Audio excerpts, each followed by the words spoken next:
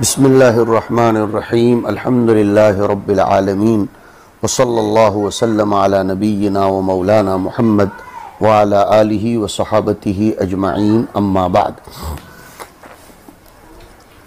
باب فی الخلوق للرجال، اور ایک نسخے میں ہے للرجل، مردوں کے لیے خلوق نام کی خوشبو استعمال کرنے کا بیان۔ خلوق ایک خوشبو ہے جو زعفران وغیرہ ملا کر بنائی جاتی ہے، اس لیے اس میں رنگ بھی ہوتا ہے۔ اسی لیے اکثر و بیشتر علماء کرام، جمہور علماء مردوں کے حق میں اس کو ممنوع قرار دیتے ہیں۔ امام مالک رحمۃ اللہ علیہ کے یہاں خلوق کا استعمال مباح ہے، جیسے عبد الرحمن ابن عوف رضی اللہ تعالی عنہ کی روایت جو آپ نے نسائی شریف کے درس میں سنی کہ رأى عبد الرحمن ابن عوف وعلیہ ردع زعفران ای اثر زعفران۔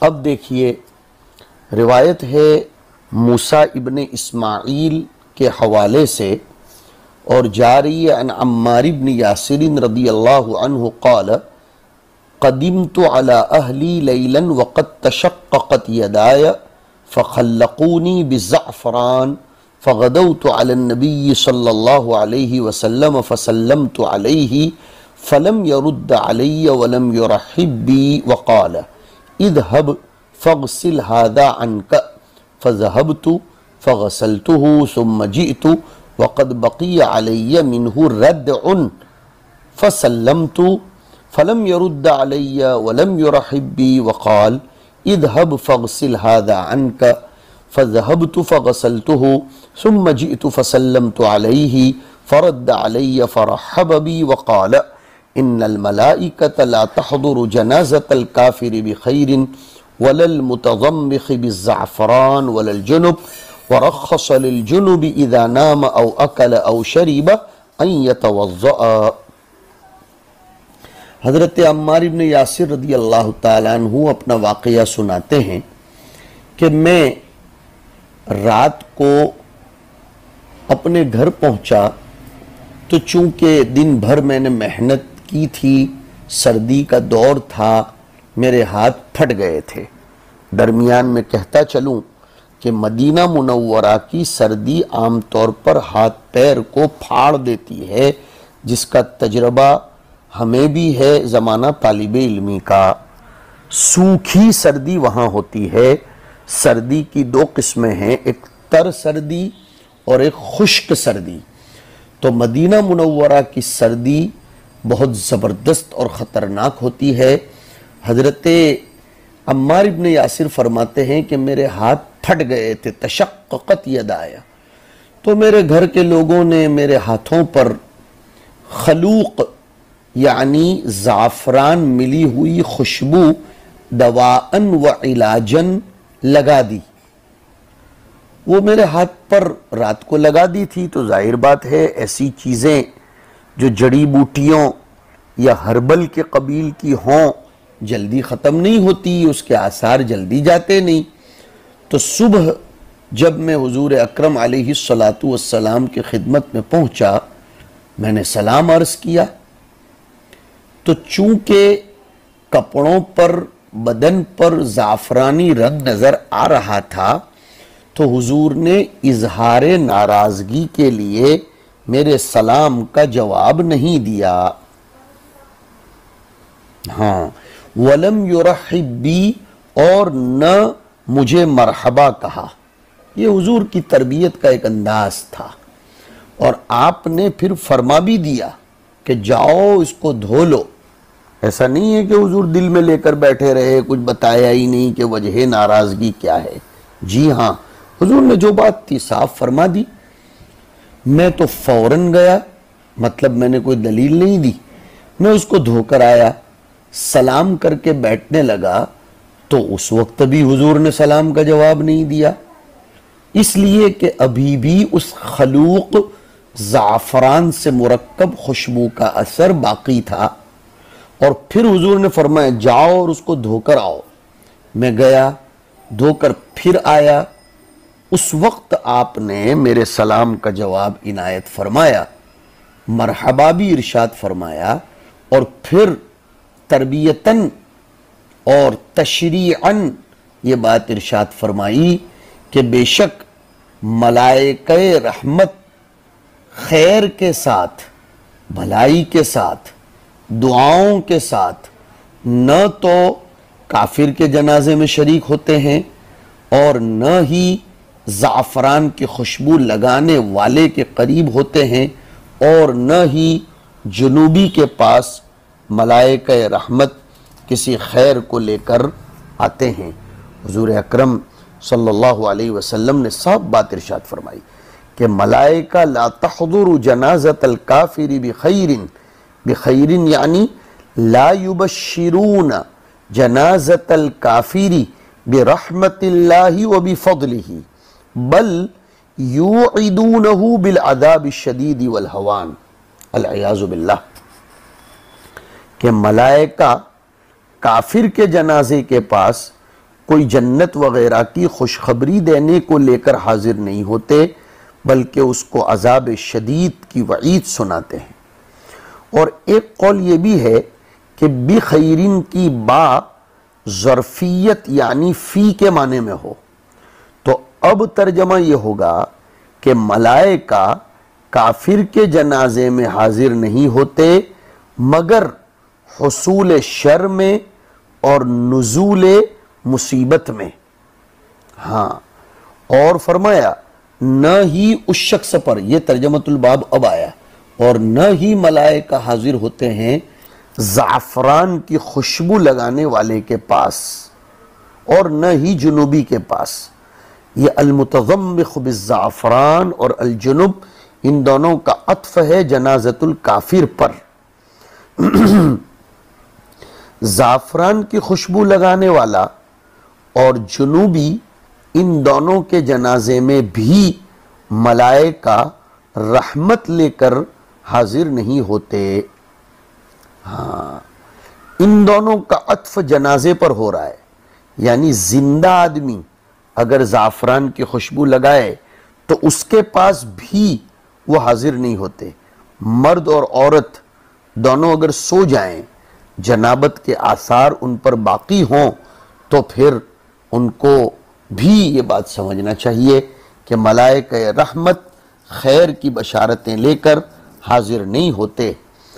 ہاں، اگر سخت سردی ہے، اکا دکا کبھی غسل وغیرہ کا معاملہ مشکل ہے، تو فرمایا کہ اسے کم از کم وضو کر لینا چاہیے، اس لیے کہ نسائی کی کتاب الطہارت میں آیا کہ وضو نصف غسل الجنابتی۔ ہاں، اور بعد میں ایک روایت آ رہی ہے کہ ثلاثۃ لا تقربهم الملائکۃ، تین لوگوں کے قریب ملائکہ نہیں جاتے، جیفت الکافر والمتضمخ بالخلوق والجنب الا ان یتوضأ، یعنی جنوبی اگر صرف وضو کر لے اور غسل کو ذرا لیٹ کرے نماز کا وقت آنے تک کے لیے، کبھی کبھار ایسا ہو جائے، حالات ہیں، موسم ہو، تو پھر کوئی نقصان نہیں، فرشتے اس کے پاس آتے ہیں۔ جیسے کتاب الطہارت میں مستقل آتا ہے کہ الجنب یؤخر الغسل، اور حضرت عائشہ نے فرمایا کہ حضور صلی اللہ علیہ وسلم کبھی فوراً غسل فرما لیتے تھے اور کبھی امت کی آسانی کے لیے تشریعاً اور بیان جواز کے لیے لیٹ بھی فرماتے تھے۔ یہ بات ذہن میں رہے۔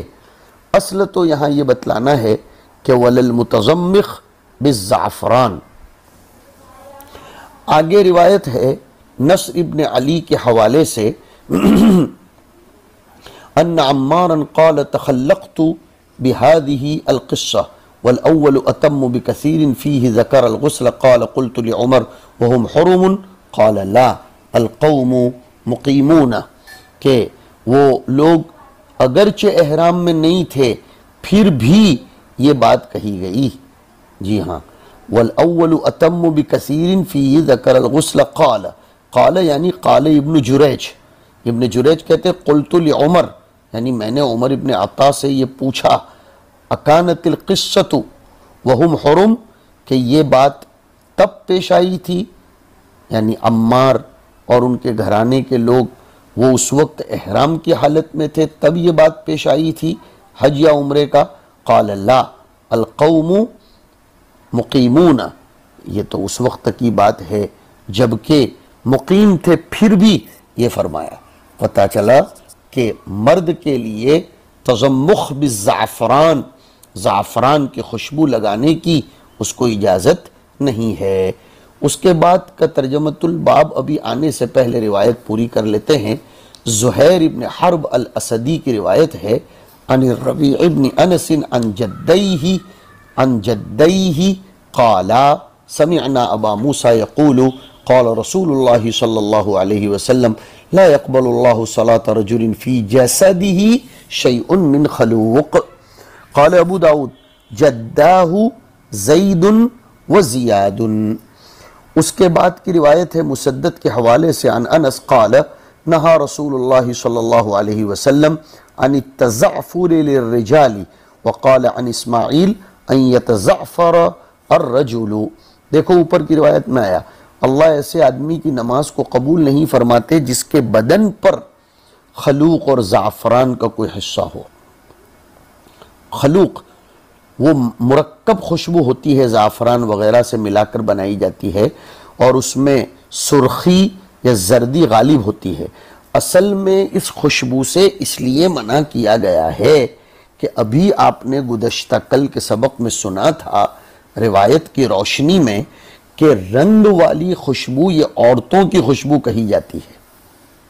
ہاں، لِأَنَّهُ مِن طِيبِ النِّسَاء، اسی لیے تو مرد کی قید لگائی گئی، عورت کے لیے تزعفر مباح ہے، جیسے عورت کے لیے ذہب، حریر اور دوسری زینت کی چیزیں مباح ہیں، ویسے اس کے لیے اس کی بھی اجازت ہے کہ وہ رنگ والی خوشبو لگائے۔ اور ابھی جو روایت پڑھی گئی کہ نہا رسول اللہ صلی اللہ علیہ وسلم عن التزعفر للرجال، ایسا کپڑا جس کو زعفرانی رنگ سے رنگا گیا ہو۔ جی ہاں، دیکھیے یہ روایت کا ظاہر تو بتا رہا ہے کہ منع کی قید ثوب کے ساتھ ہے، جسد کے ساتھ نہیں، اور اس بات کی تائید اس سے بھی ہوتی ہے کہ بچے کے سر کو زعفران سے آلودہ کرنے کا تذکرہ عقیقے کے بیان میں آتا ہے۔ جی ہاں، اور احادیث الباب کا ظاہر یہ تو بتاتا ہے کہ تزعفر مطلقاً ممنوع ہے، چاہے جسد میں ہو چاہے ثوب میں ہو۔ ان روایات سے حافظ ابن حجر رحمۃ اللہ علیہ نے عموم پر استدلال فرمایا ہے، اور وہ کہتے ہیں کہ جب ثوب میں تزعفر اور زعفرانی رنگ ممنوع ہے تو جسد میں اور زیادہ کراہت ہوگی۔ لیکن علامہ عینی نے ابن بطال مالکی شارح بخاری کے حوالے سے نقل کیا ہے کہ نہی کا تعلق جسد کے ساتھ ہے۔ البتہ ابن الحمام علیہ الرحمہ نے تزعفر سے مطلقاً منع کا قول نقل کرنے کو راجح قرار دیا ہے، اور فقہا لکھتے ہیں کہ مرد کے لیے مزعفر اور معصفر کپڑے پہن کر نماز پڑھنا مکروہ ہے۔ بخاری شریف کا ایک ترجمۃ الباب ہے التزعفر للرجال ای فی الجسد۔ امام شافعی رحمۃ اللہ علیہ فرماتے ہیں کہ جو شخص محرم نہ ہو اس کو بھی میں منع کرتا ہوں ہر حال میں کہ وہ تزعفر کرے، اور اگر وہ زعفران کبھی لگانا پڑ جائے تو اس کو دھو لے۔ ہاں، امام شافعی فرماتے ہیں کہ ہاں میں اس کو زرد رنگ کی اجازت دیتا ہوں۔ امام مالک رحمۃ اللہ علیہ نے اور ایک بات کہی ہے کہ گھروں کے اندر معصفر اور مزعفر زرد اور زعفرانی رنگ کی اجازت ہے، البتہ محفلوں میں اس کے لیے امام مالک مکروہ قرار دیتے ہیں۔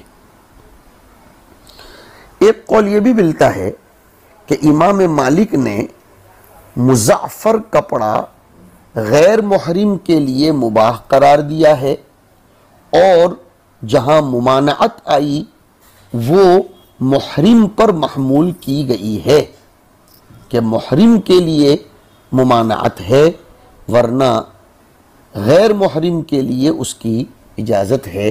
اس طرح بھی بات اس سلسلے میں ارشاد فرمائی گئی ہے۔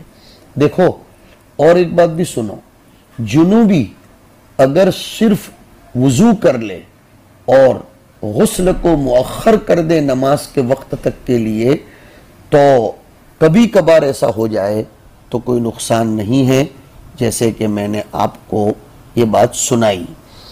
اور ایک روایت جو ابھی ابھی آپ نے پڑھی اس میں آپ نے دیکھا کہ امام ابو داؤد نے ان کے جد کے نام بھی بتلائے کہ جدہ ہو۔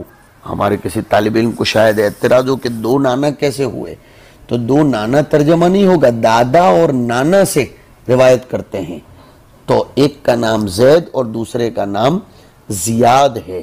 یہ بھی ایک لطیفہ ہو جائے گا کہ ربیع بن انس روایت جو کر رہے ہیں وہ اپنے دادا سے بھی کرتے ہیں، نانا سے بھی کرتے ہیں۔ اگر کسی سند میں بیٹا جب باپ سے روایت کرتا ہو تو لطیفہ بنتا ہے، تو پوتا دادا سے کرتا ہو اور اپنے نانا سے بھی کرتا ہو، وہ یعنی بیک وقت وہ روایت اس کے دادا اور نانا دونوں سے نقل کرتا ہو، تو یہ اور زیادہ لطیفۃ الاسناد بن جائے گا۔ اس کے بعد کی روایت ہے ہارون ابن عبداللہ کی عن عمار ابن یاسر ان رسول اللہ صلی اللہ علیہ وسلم قال ثلاثة لا تقربهم الملائكة جیفة الكافر والمتزمخ بالخلوق والجنب الا ان يتوضا۔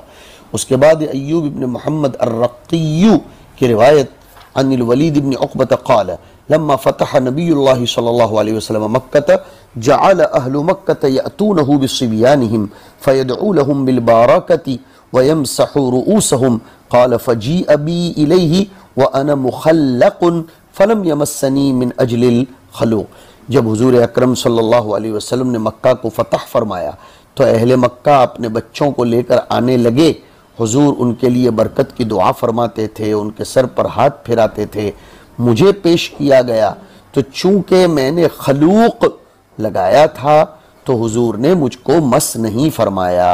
ولید ایسا کہتے ہیں، ولید ابن عقبہ، کہ مجھے لایا گیا اور میرے اوپر خلوق لگایا تھا تو حضور اکرم صلی اللہ علیہ وسلم نے مجھے مس نہیں فرمایا۔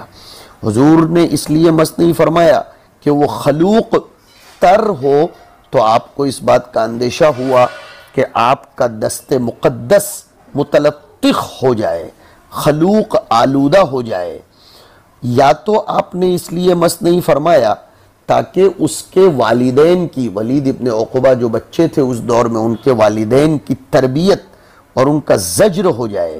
اس سے بھی دلالت ہوتی ہے یہ بات کہ جو چیزیں مردوں کے لیے حرام ہیں بہتر ہے کہ وہ مرد اپنے بچوں کو بھی وہ چیزیں استعمال نہ کروائیں۔ دیکھو یہاں یہ تو بچے تھے، پھر بھی حضور اکرم صلی اللہ علیہ وسلم نے اس پر ہاتھ نہیں لگایا، زجر فرمایا اپنی تربیت کے انداز میں۔ اسی لیے صاحب در مختار نے لکھا ہے کہ چھوٹا بچہ اگرچہ آپ کی نظر میں غیر مکلف سمجھ میں آتا ہو، پھر بھی اس کو لڑکا ہے تو سونا یا حریر پہنانا مکروہ ہے، اس لیے کہ قاعدہ یاد رکھو، ان ما حرم لبسه وشربه حرم لباسه واشرابه۔ صاحب در مختار نے یہ بات لکھی۔ امام شافعی والا مسئلہ نہیں ہے یہاں، اس لیے کہ امام شافعی کہتے ہیں کہ کبار غیر مکلف ہیں الباس صغار کے حق میں۔ امام شافعی کیا یہ ہے کہ بڑے لوگ، بڑے اور اولیاء غیر مکلف ہیں، چھوٹوں کو پہنانے کے حق میں نہیں۔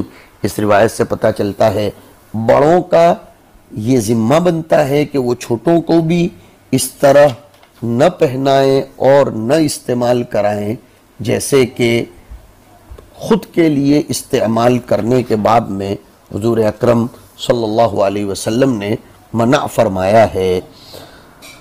اللہ کے رسول علیہ السلام نے اس بچے کے سر پر ہاتھ نہیں پھرایا۔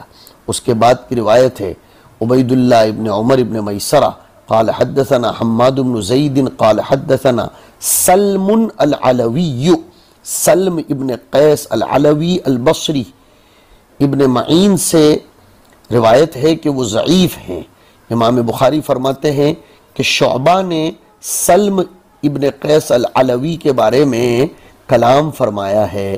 ابو داؤد نے جیسے کہا لیس هو بعلوی کان یبصر فی النجوم، اور شہید عند عدی بن ارطاط علی رؤیت الہلال فلم یجز شہادتہ، یہ امام ابو داؤد کتاب الادب میں فرماتے ہیں۔ علامہ ساجی نے لکھا ہے کہ فیہ ضعف، اور بہت سے لوگوں نے لکھا ہے کہ لیس بہ بأس حدید البصر کان یرى الہلال قبل الناس فرأى الہلال وحدہ ولم یرہ غیرہ فردت شہادتہ لکونہ واحدا۔